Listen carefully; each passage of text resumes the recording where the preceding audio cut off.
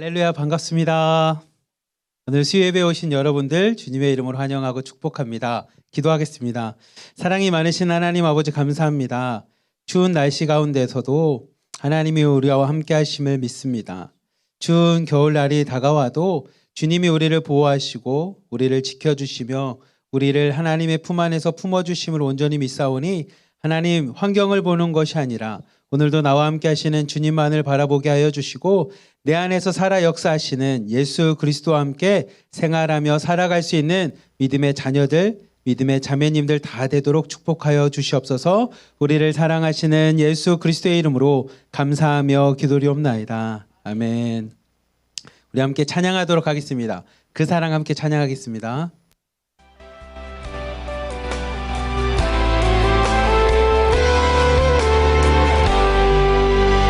아버지 사랑, 죄송합니다. 아버지 사랑, 아버지 사랑 내가 노래해. 아버지 은혜 내가 노래해. 그 사랑 변함없으신 거짓 없으신 성실하신 그 사랑 상한 때 꺾지 않으시는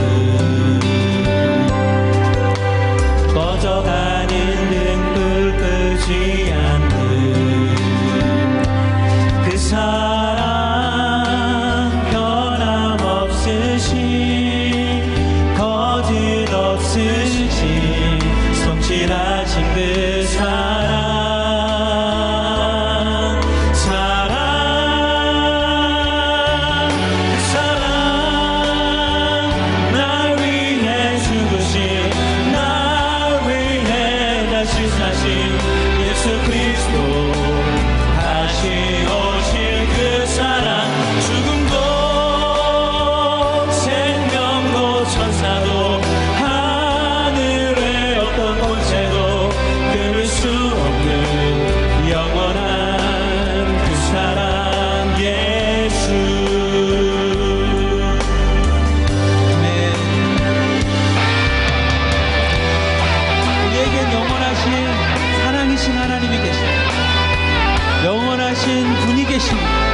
그분이 여러분을 사랑하시고 우리에게 좋은 분이시라고 합니다.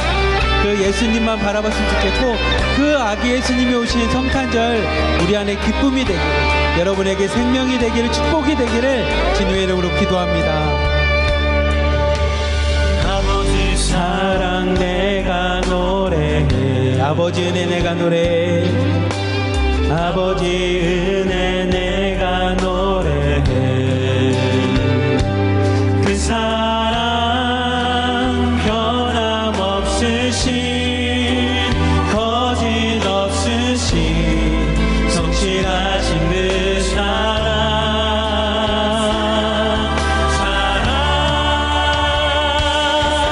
그 사랑 나 위해 죽으신 나 위해 다신 나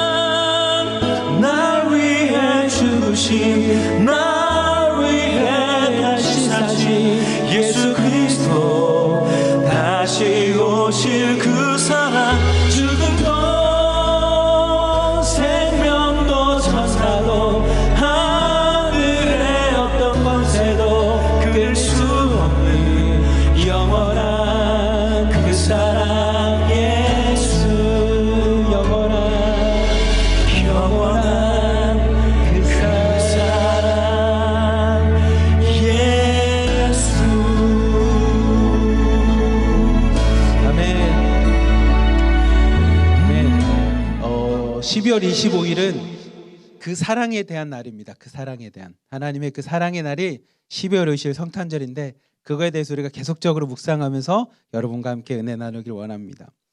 오늘 말씀은 사도행전 23장에 있는 말씀입니다.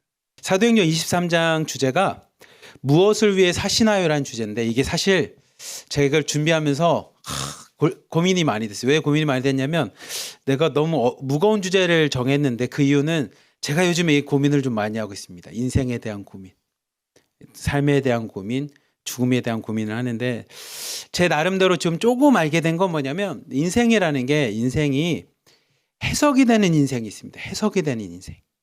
해석이 되는 인생이 뭐냐면 왜 사는지가 이유가 있는 인생이 해석이 되는 인생입니다.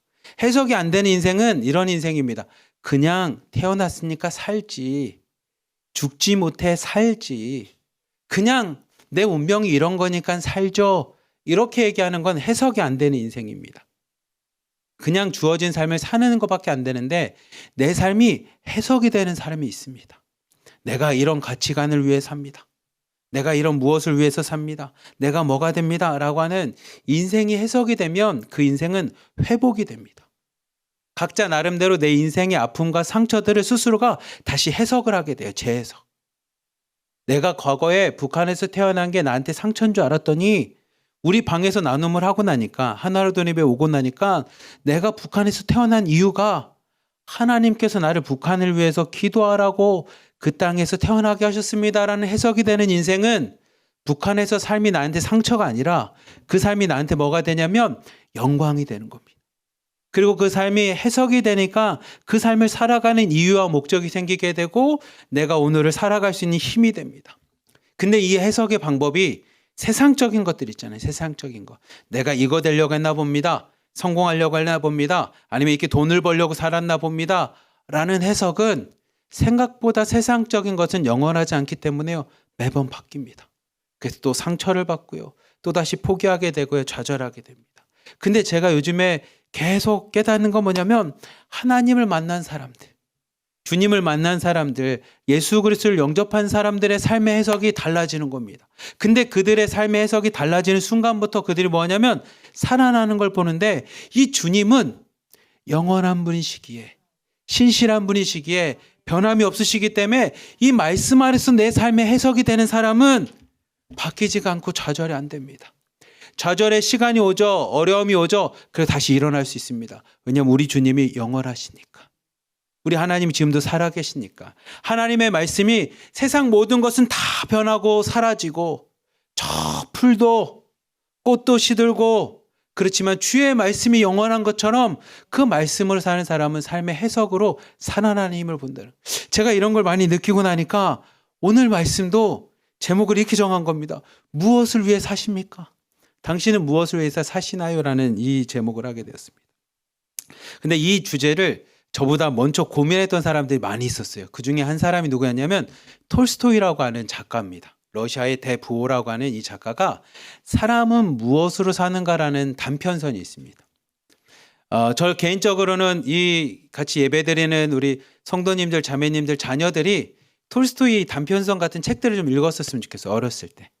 이 작품 안에 톨스토이가 나중에 그의 인생이 글을 많이 쓰다가 나중에는 이 사람이 신학을 하고 이게 기독교에 빠져서 하나님의 말씀을 사랑과 하나님의 자비를 가지고 글을 많이 씁니다. 그게 대부분 단편선에 많이 나와 있는데 이 단편선 중에 하나가 이 사람은 무엇을 사는 건데 작가 이야기를 드리면 이 단편선의 주인공이 구두수송공입니다. 구두수송공. 근데 이 사람이 추운 겨울이 되니 외투를 사려고 그래서 자기한테 외상을 했던 구두를 만졌던 사람들한테 외상값을 받아서 이제 화면 저 띄워줍니다. 외상값을 받아서 외투를 사려고 갑니다. 근데 이 사람들이 외상값을 안 갚네. 그래서 화가 나서 그 돈 가지고 조금 있는 돈 가지고 뭘 했냐면 술을 먹었어요. 그냥 술을 먹고 막 술이 취해가지고 막 화가 나서 이렇게 막 오는데 교회 옆을 지나가는데 교회 옆에 한 청년이 빨가벗고 이렇게 막 추위에 떨고 있는 겁니다. 이 사람이 그 사람을 보고 자기도 화가 나고 돈도 없고 집안에 막 이런 상황인데 그 사람을 보니까 마음이 계속 쓰이는 거예요. 그래서 어쩔 수 없이 그 사람을 데리고 집으로 옵니다. 그랬더니 난리가 났죠. 누가 난리가 났냐면 아내가 난리 났어요. 이 사람아 우리도 먹을 게 없고 외상값은 받으러 가서 외투 사겠다는 사람이 술 먹고 와가지고 이 돈은 돈대로 다 쓰고 뭐 하는 거냐. 우리 진짜 당장 먹을 게 아무것도 없다. 내일 먹을 것도 없다. 막 얘기하는 거예요. 근데 이 구두수송이 남편이 화를 냅니다. 가서 그냥 밥 좀 해오라고. 이 사람 굶길 거냐고. 그래서 이 아내가 이 사람을 보니, 청년을 보니 떨고 있고 배고파하고 불쌍한 걸 보고 자기 마음에 너무 불쌍한 마음이 들어서 자비의 마음으로 먹을 걸 갖고 옵니다. 그리고 이 벌거벗은 청년이 그것을 먹으면서 그 집에서 같이 지내게 돼요. 같이 지내면서 구두수송공과 같이 이렇게 구두를 만드는 일을 같이 도와주기 시작합니다. 근데 이 청년이 점점 손재주가 좋고 잘하다 보니까 소문이 나기 시작하고 많은 사람들이 이제 작업이 들어오기 시작합니다. 한 부자가 와서 이렇게 값비싼 비단을 주고, 값비싼 그 가죽을 주면서 내년에 내가 신을 구두를 좀 하나 만들어줘라. 가죽 구두를 하나 만들어줘라. 1년간 신어도 떨어지지 않을 만큼 좋은 가죽 구두를 만들어 달라는 겁니다. 근데 이 청년이 그거를 받고 나서 무엇을 만드냐면 가죽 구두를 안 만들고 가죽 슬리퍼를 만드는 거예요. 그러니까 이 구두순 주인공이 이 청년 뭐 하는 거냐고. 가죽 구두를 만들어야 되는데 왜 슬리퍼를 만드냐고. 그랬다 이 사람이 뭐라고 하냐면 아니요. 저 사람이 조만간 죽게 되었으니 이제 구두는 필요 없고 슬리퍼가 필요할 겁니다. 라고 하는 겁니다. 좀 지나서 이제 그 가죽을 맡긴 하인이 와서 얘기하는 거. 우리 주인이 죽었으니 장례식장에 쓸 슬리퍼로 좀 바꿔달라는 겁니다. 그래서 그 슬리퍼를 만들어줍니다. 그리고 몇 년이 지난 후에 한 여인이 딸 아이들 2명을 데리고 와서 그 가죽 수송공한테 이제 부탁을 합니다. 근데 그 아이들이 너무 예쁘니까 물어봐요. 아이들이 참 딸들이 예쁘네요. 예쁘게 낳으셨네요. 그랬더니 이 주인이 그 여인이 얘기합니다.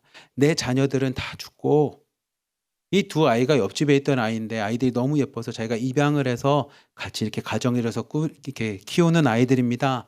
이런 얘기가 이 단편선에 사람은 무엇을 사는가인데 이 얘기가 뭐냐면 이 청년이 누구였냐면 그 책을 보면 미하일이라고 하는 천사였어요. 천사. 근데 이 천사가 교만해져서 하나님 앞에 대듭니다. 그래서 하나님께서 이 천사를 너 인간 세상 가서 좀 배우고 와. 그래서 이 천사를 인간 세상으로 떨어뜨린 거예요. 그리고 3가지 질문에 대해서 네가 깨달음을 얻을 때 다시 천사직이 복귀된다라고 하니 3가지 질문이 이 책에 등장하는 겁니다. 보시면 3가지 질문이 이겁니다. 첫 번째, 사람의 마음속에 무엇이 있는가에 대한 질문입니다. 2번째, 사람이 알 수 없는 것은 무엇인가라는 겁니다. 그리고 마지막 3번째가 사람은 무엇으로 사는가라는 겁니다. 근데 이 3가지 이야기가 이 책에 보면 이 미하일이라고 하는 이 천사가 벌거벗은 그 청년이 됐을 때 웃는 걸로 3번을 다 이 사람이 깨달음을 표현합니다. 첫 번째, 사람의 마음속에 무엇이 있는가라는 것을 천사가 언제 웃음을 갖냐면 자기가 빨개 벗고 있을 때 구두수송이 자기를 데리고 아내와 함께 집에 갔을 때 아내가 막 구박도 하고 막 이렇게 했을 때 자기를 보고 불쌍히 여기면서 음식을 갖고 올 때 천사가 웃음을 짓습니다. 그리고 뭘 깨닫냐면 사람의 마음속에는 하나님이 주신 긍휼함이 있다는 겁니다.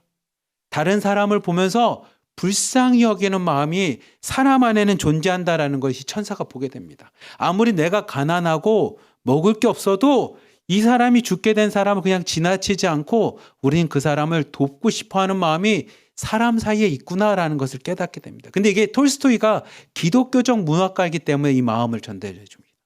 2번째로 사람이 알 수 없는 것은 무엇인가 봤더니 이 깨달음이 어디서 오냐면 이 부자가 가죽을 주면서 내가 1년 동안 떨어지지 않을 만한 가죽 구두를 만들어 주십시오라고 했을 때 이 천사가 저 사람 금방 죽을 겁니다라고 얘기하는 것처럼 사람이 알 수 없는 건 뭐냐면 자신의 미래입니다. 좀 더 구체적으로 말하면 우리의 죽음입니다. 사람은 자신이 언제 죽을지를 모르는 존재입니다. 근데 중요한 건 이 책에서도 얘기하는 건 뭐냐면 중요한 건 하지만 인간은 죽는 존재라는 겁니다.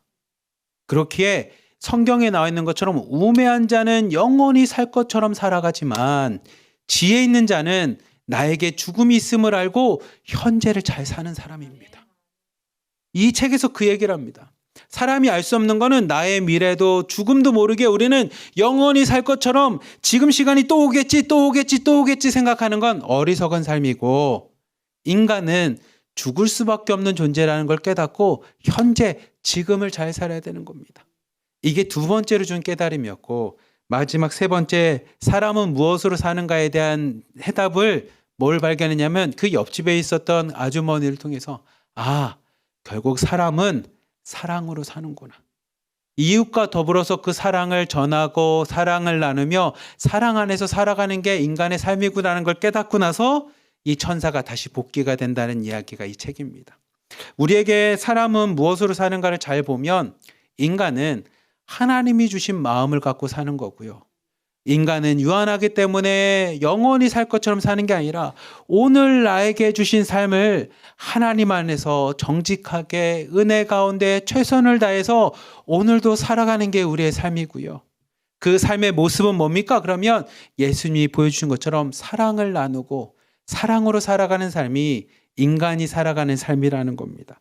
제가 사도행전 23장 말씀을 보면서 이 톨스토이 작품이 너무 떠올랐던 거는 그 안에 사도 바울이라는 사람의 삶과 유대인들의 삶의 모습이 딱 그렇게 나눠지는 것 같았어요. 우리 함께 23장 1절부터 3절까지 말씀 같이 한번 읽어봅시다. 시작. 바울이 공회를 주목하여 이르되 여러분 형제들아 오늘까지 나는 범사의 양심을 따라 하나님을 섬겼노라 하거늘 대제사장 아나니아가 바울 곁에 서 있는 사람들에게 그 입을 치라 명하니 바울이 이르되 회칠한 담이여 하나님이 너를 치시리로다. 내가 나를 율법대로 심판한다고 앉아서 율법을 어기고 나를 치라 하느냐 하니. 아멘. 사도 바울이 공회 많은 사람들이 공동적으로 모인 이 모임에서 자신을 변론합니다. 자신이 하나님을 율법을 어긴 사람이라고 많은 사람들한테 고발된 상황에서 사도 바울이 이야기합니다. 여러분, 저는 범사라는 거냐면 모든 일에 내가 생활하고 있는 어떤 일 가운데 양심을 따라 하나님이 주신 마음을 따라 하나님을 섬겼다라는 겁니다. 즉 하나님의 뜻대로 살았고 하나님 마음에서 벗어나지 않는 삶을 살았던 사람입니다라고 이야기를 합니다. 그러자 이 사도 바울을 고발하였던 대제사장 아나니아가 수많은 사람들에게 이야기합니다. 저 입을 치라는 겁니다. 저 거짓된 입을 치라는 겁니다. 그자 사도 바울이 그 대제사장을 향해 합니다. 이 회칠한 담이요, 회칠한 무덤이요, 이 말로만 하고 속에는 거짓과 악의가 가득한 사람이요라고 얘기하면서 네가 율법을 지킨다라고 하면서 율법대로 행하지 않는다라고 하는 것에 대해서 대제사장에서 막 이야기를 합니다. 그자 많은 사람들이 누구한테 지금 선동되냐면 대제사장에게 선동되어 있는 상태였습니다. 6절부터 8절까지 말씀 같이 한번 봅시다. 시작. 바울이 그중 일부는 사두개인이요 다른 일부는 바리새인인 줄 알고 공회에서 외쳐 이르되 여러분 형제들아 나는 바리새인이요 또 바리새인의 아들이라 죽은 자의 소망 곧 부활로 말미암아 내가 신문을 받노라. 그 말을 한즉 바리새인과 사두개인 사이에 다툼이 생겨 무리가 나누어지니 이는 사두개인은 부활이 없고 천사도 없고 영도 없다 하고 바리새인은 다 있다 함이라. 아멘. 지금 모인 사람들이 대제사장 아나니아에서 다 선동이 된 사람들입니다. 그래서 사도 바울은 어떤 사람이냐면 율법도 어겼고 하나님의 뜻대로 살지 않는 사람이라는 겁니다. 그 대표적인 이유가 뭡니까? 하나님이 심판한 예수를 이는 그리스도라고 전한다는 겁니다. 예수님은 그리스도가 아니야. 예수는 하나님 앞에 심판받아서 십자가에서 죽은 사람이야. 너희들 봤잖아. 십자가 처형이 얼마나 비참하고 수많은 사람들 보이기에도 십자가에서 죽는 건 치욕적인 형벌이야. 근데 이 바울은 그 십자가에서 치욕적으로 죽인 예수님이 그리스도라는 겁니다. 근데 한 걸음 더 나가서 무엇을 전하냐면 그 예수 그리스도가 부활했다라는 겁니다. 여러분이 십자가에서 죽으신 그 예수님이 3일 만에 부활하셨습니다. 하나님이 3일 만에 부활하셔서 우리에게 뭐하냐? 생명과 구원자 그리스도가 되게 하셨습니다. 십자가와 부활을 전하는 겁니다. 그자 많은 사람들이 막 사도 바울을 막 이제 모욕합니다. 무슨 말이냐? 그럼 우리가 하나님의 뜻대로 하지 않은 거냐고 이렇게 얘기할 때 사도 바울이 전한 이 부활 때문에 두 파가 싸우기 시작합니다. 사두개인들은 하나님 앞에 부활도 없고 전사도 없고 영도 없어라고 이야기하는 사람들이고 바리새인들은 부활이나 천사 모든 걸 믿는 사람들에게 둘 사이에 싸우기 시작합니다. 그자 더 이상 있다가는 이 폭동이 일어날 것 같아서 겁이 나서 천부장이 일단 그 상황들을 중재를 합니다. 10절부터 11절까지 말씀 한번 같이 읽어봅시다. 시작. 큰 분쟁이 생기니 천부장은 바울이 그들에게 찢겨질까 하여 구인을 명하여 내려가 무리 가운데서 빼앗아 가지고 영내로 들어가라 하니라. 그날 밤에 주께서 바울 곁에 서서 이르되 담대하라. 내가 예루살렘에서 나의 일을 증거한 것 같이 로마에서도 증언하여야 하리라 하시니라. 아멘. 분쟁이 일어나면 두 사이에 분쟁이 막 일어나니 더 이상 이대로 있다가는 폭동이 일어날 것 같아서 천부장, 당시 1000명을 데리고 있는 군대의 꽤 높은 장인 이 바울을 데리고 마을 영대로 다시 들어갑니다. 그러자 밤에 11절 말씀을 보며 하나님의 천사가 나타납니다. 하나님께서 바울 곁에 나타나서 바울에게 이야기합니다. 담대하라고 말씀하시면서 내가 예루살렘에서 나의 일을 증거한 것 같이 로마에서도 증언할 거라는 겁니다. 너를 해할 자가 없고 내가 너에게 준 사명대로 로마에 가서도 증인의 삶을 살 거라는 겁니다. 증인의 삶을 살 거에 대해서 사도 바울에게 한 번 더 그의 소명, 사명에 대해서 하나님이 깨닫게 해주십니다. 근데 제가 이 말씀과 함께 12절부터 14절 보면 전혀 다른 사람들이 등장하는 것 때문에 오늘 이 책의 내용이 떠올랐습니다. 12절부터 14절 한번 봅시다. 시작. 날이 새매 유대인들이 당을 지어 맹세하되 바울을 죽이기 전에는 먹지도 아니하고 마시지도 아니하겠다 하고 이같이 동맹한 자가 40여 명이더라. 대제사장들과 장로들에게 가서 말하되 우리가 바울을 죽이기 전에는 아무것도 먹지 않고 굳게 맹세하였으니. 아멘. 사도 바울은, 같은 삶을 사는 사도 바울은 사람들이 하나님 앞에서 생명을 얻게끔 예수 그리스도 안에서 구원을 얻기 위해서 그가 무엇을 하냐면 자신의 생명을 내어놓습니다. 다른 사람을 사랑하는 마음으로 자신을 십자가에 내어놓습니다. 그러니까 자신은 죽고 자신들의 백성들과 이방인들이 하나님 앞에 구원받을 수 있게끔, 사도 바울이 그 얘기를 하잖아. 그렇게 구원받을 수 있게끔 사도 바울이 자신의 생명을 내어놓습니다. 근데 반대로 이 유대인들이라고 하는 당을 지은 40명은 사도 바울을 죽이는, 사도 바울이 죽기 전까지는 우리가 먹지도 않겠습니다라고 하면서 한 사람을 죽이기 위해서 결심을 합니다. 잘 보면 두 사람 다, 두 무리가 다 특징이 있는데 뭐냐면 둘 다 하나님을 위해서입니다. 유대인들도 자기 나름대로의 믿음과 신념은 하나님을 위해서일 겁니다. 내가 유대인으로서, 율법을 아는 자로서, 구약에 우리에게 말씀해 주신 것을 아는 자로서, 모세의 계명과 율법을 아는 자로서 사도 바울을, 저 신성 모독하고 있는 사도 바울을 죽이기 전에는 내가 먹지 않겠습니다라는 신념을 가진 40명의 당을 지은 사람들과 하나님의 말씀, 하나님의 진리, 복음을 위해 자신의 모든 삶을 드린 이 사도 바울의 삶이 대치가 됩니다. 근데 잘 보면 두 삶의 특징이 하나 있는데 어떤 특징이 있습니까? 하나의 삶은 내가 죽는 삶이고요. 또 다른 삶은 다른 사람을 죽이는 삶입니다. 사도행전 23장을 제가 보면서 이 말씀 안에서 저한테 계속 그게 보이는 겁니다. 하나는 하나님을 위해 내가 죽는 삶이고요. 하나는 하나님을 위해 다른 사람을 죽이는 삶입니다. 근데 여러분도 보시면 알겠지만 무엇이 진짜 하나님이 원하시는 삶입니까? 무엇이 하나님께서 주시는 삶입니까? 무엇이 하나님을 위해서 사는 삶입니까? 라고 하면 여러분도 알다시피 하나님을 위해 내가 죽는 삶입니다. 사도 바울과 같이 내가 민족을 위해서, 나의 형제들을 위해서, 이방인들을 위해서 내가 죽더라도 예수 그리스도의 복음이 전파되어 많은 사람들이 예수 그리스도를 믿고 구원받는 백성이 되는 삶이 하나님이 기뻐하는 삶입니다. 그렇기에 하나님이 밤중에 나타나서 사도 바울에게 이야기합니다. 담대하라. 네가 예루살렘에 있었던 것처럼 지금 받는 환난들과 고난들 아무것도 아니야. 내가 너에게 준 사명대로, 너에게 준 소명대로 네가 그 길을 감당할 수 있게끔 내가 너와 함께 할 거야 라고 하는 확신을 주는 것처럼 하나님이 기뻐하는 삶은 내가 죽는 삶입니다. 내가 죽는 삶. 여전히 내가 죽지 않고 저 사람, 아이고 우리 실장님 때문에, 팀장님 때문에, 누구 때문에 하는 삶은 오늘 말씀처럼 하나님이 기뻐하는 삶이 아닙니다. 하나님이 인간에게 주어진 삶은 톨스토이 책처럼 다른 사람과 사랑하고 사랑을 나누는 삶입니다. 그래서 그런지 제가 이 말씀을 보면서 누가복음 10장 말씀이 하나 떠올랐습니다. 누가복음 10장 30절부터 32절까지 말씀 한번 읽어보겠습니다. 시작. 예수께서 대답하여 이르시되 어떤 사람이 예루살렘에서 여리고로 내려가다가 강도를 만나매 강도들이 그 옷을 벗기고 때려 거의 죽은 것을 버리고 갔더라.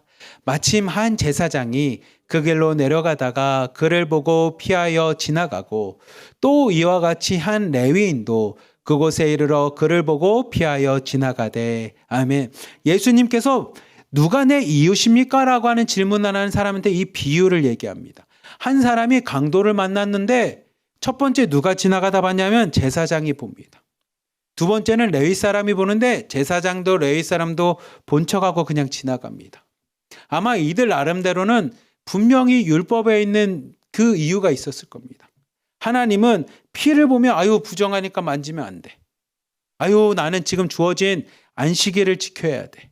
아니면 나에게 주어진 맡겨진 율법을 행해야 된다라고 아마 각자만의 특별한 이유와 각자만의 신념을 갖고 그것을 지나갔을 겁니다. 근데 전혀 예상치 않았던 사람, 전혀 생각지 않았던 사람이 이 본문에 등장합니다. 33절부터 35절 말씀 같이 한번 봅시다. 시작. 어떤 사마리아 사람은 여행하는 중 거기 이르러 그를 보고 불쌍히 여겨 가까이 가서 기름과 포도주를 그 상처에 붓고 싸매고 자기 짐승에 태워 주막으로 데리고 가서 돌보아 주니라. 그 이튿날 그가 주막 주인에게 데나리온 2를 내어주며 이르되 이 사람을 돌보아 주라. 비용이 더 들면 내가 돌아올 때에 갚으리라 하였으니. 아멘. 전혀 예상치 않았던 사마리아 사람. 그 당시 사람들 입장에서는 사람 취급도 받지 못했던 그 사마리아 사람이 오늘 말씀인 33절을 보면 뭐라 하냐면 불쌍히 여겨. 하나님의 마음을 갖고 그 영혼을 보는 겁니다. 불쌍히 여겨서 그 사람을 데리고 주막에 갑니다. 상처에 포도주도 붓고요, 싸매고요, 주막에 데려가서 돌보라고 이야기합니다. 그리고 돈도 줬는데 부족하면 자기가 올 때 더 주겠다는 겁니다. 나를 희생해서 한 영혼을 살리는 이 사마리아 사람의 이야기를 하시면서 예수님이 질문하십니다. 36절, 37절 말씀 같이 한번 봅시다. 시작. 내 생각에는 이 세 사람 중에 누가 강도 만난 자의 이웃이 되겠느냐. 이르되 자비를 베푼 자입니다. 예수께서 이르시되 가서 너도 이와 같이 하라 하시니라. 아멘. 예수님이 그럼 너는 이 중에 누가 이웃인 것 같냐라고 했을 때 이 사람이 얘기합니다. 사마리아인이요라고는 하기엔 자존심이 상했는지 자비를 베푼 자입니다라고 이야기합니다. 예수님이 너도 가서 그렇게 하라는 겁니다. 우리의 삶은 하나님의 말씀대로 행하는 게 우리의 주어진 삶입니다. 근데 하나님의 그 행하라는 말씀은 하나님의 마음을 갖고 영혼을 보는 겁니다. 긍휼히 여기는 마음입니다. 톨스토이 작품에서도 마찬가지고 오늘 본문인 사도행전 23장에서도 마찬가지고 누가복음에서도 마찬가지고 하나님의 마음을 갖고 영혼을 불쌍히 여기며 그들에게 다가가서 사랑을 전하는 삶이 하나님이 우리에게 원하시는 삶의 모습입니다. 저는 마지막으로 사도행전 23장 11절 말씀 같이 한번 보고 오늘 말씀 마치려고 합니다. 같이 읽어봅시다. 시작. 그날 밤에 주께서 바울 곁에 서서 이르시되 담대하라. 내가 예루살렘에서 나의 일을 증거한 것 같이 로마에서도 증언하여라 하리라 하시니라. 아멘. 우리의 삶은 하나님의 말씀을 따라 사는 삶입니다. 하나님의 말씀이 우리 안에 있고 그 말씀이 내 삶의 소명이 되고 사명이 되고 처음에 얘기했던 것처럼 여러분 삶의 해석이 되고 의미가 되어질 때 그 삶이 생명의 삶이 되는 겁니다. 그 삶이 하나님이 기뻐하는 삶이 된다는 겁니다. 오늘 말씀과 같이 두 가지의 삶을 사도행전 23장 우리에게 알려줍니다. 하나는 나의 신념대로 사는 삶이 있고요. 하나는 하나님의 말씀을 따라 사는 삶이 있습니다. 그리고 사도행전 23장은 우리에게 하나님이 기뻐하시는 삶은, 하나님이 원하시는 삶은 나의 신념이 아닌 하나님의 말씀을 따라서 하나님의 마음을 갖고 사랑을 실천하는 삶임을 우리에게 알려주는 것처럼 사랑하는 우리 하나로 드림교회 성도님들, 중국 내 공동체 자매님들 오늘 말씀을 마음에 새기며 나의 모습이 아닌 하나님의 말씀을 쫓아 살아가는 하나님의 말씀대로 사랑을 실천하고 영혼을 보면서 긍휼히 여길 수 있는 그 영혼을 불쌍히 여길 수 있는 하나님의 백성들, 자녀들의 삶이 되기를 주님의 이름으로 간절히 기도하며 축복합니다. 기도하겠습니다. 사랑이 많으신 하나님 아버지 감사합니다. 짧은 시간 동안에 하나님의 말씀을 나누었습니다. 하나님 이 말씀대로 하나님의 말씀을 따라 살아가는 삶이 다 되게 하여 주시고 하나님의 마음과 하나님의 눈을 갖고 영혼을 바라볼 수 있는 하나님 우리 하나로 드림교회가 다 될 수 있도록 축복하여 주시옵소서. 내가 사는 것이 아니라 나는 죽고 예수 그리스도로 살아갈 수 있는 나는 십자가에서 죽고 부활하신 예수 그리스도와 함께 살아갈 수 있는 우리 하나로 드림 자매님들 다 되도록 하나님 축복하여 주시옵소서. 우리를 사랑하시는 예수 그리스도의 이름으로 감사하며 기도리옵나이다. 아멘.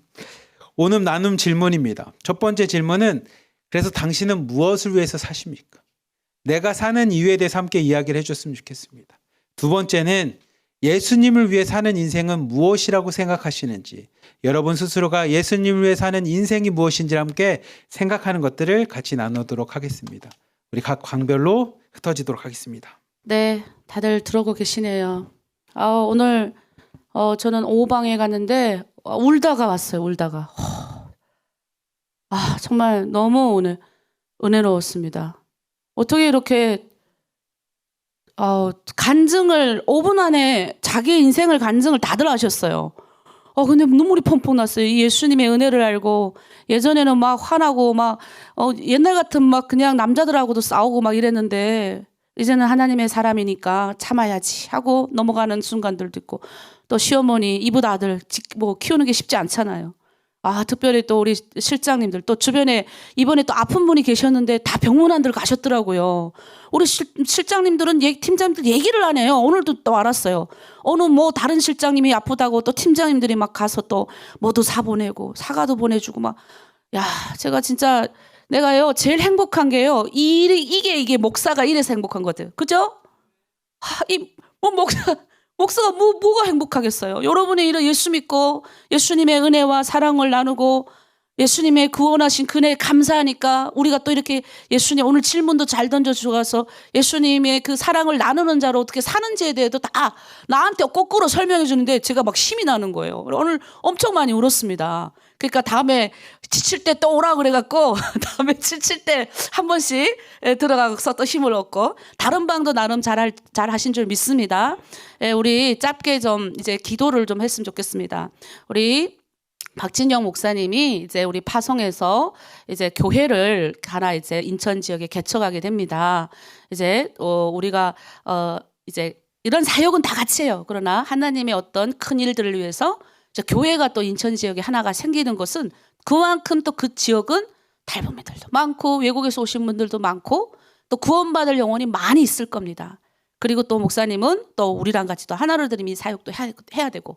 근데 문제는 기도를 해야 돼요. 기도. 너무 빨리 결정돼가지고 우리가 이제 목사님이 거기서 이제 지금 알아보고 있지만 우리가 그래도 하나님 가라 명하시고 압생하신 모든 길을 이끄시고 또 하나님 파송해서 더 많은 하나님 영혼 구원하는 사역에 앞장서라고 또 목사님에게 또 귀한 교회의 중임을 하나님 맡겨주신 거 감사합니다. 더불어서 우리 사단법인이 더 하나로 드림이 더 펼쳐나갈 수 있도록 또 수많은 사람들이 북한 선교에 동참할 수 있도록 목사님을 통해서 폴스퀘어 교단 동참할 수 있도록 미국뿐만 아니라 전 세계에 흩어져 있는 많은 분들이 북한 선교에 앞장설 수 있도록 우리 목사님이 그 앞에서 이런 북한 선교 오래 해봤기 때문에 인도자가 되시고 힘이 되게 해달라고 또 목사님 모든 것을 하나님 인도해달라고 우리 주여 일창하고 한번 기도하겠습니다. 주여 하나님 아버지 참으로 감사합니다.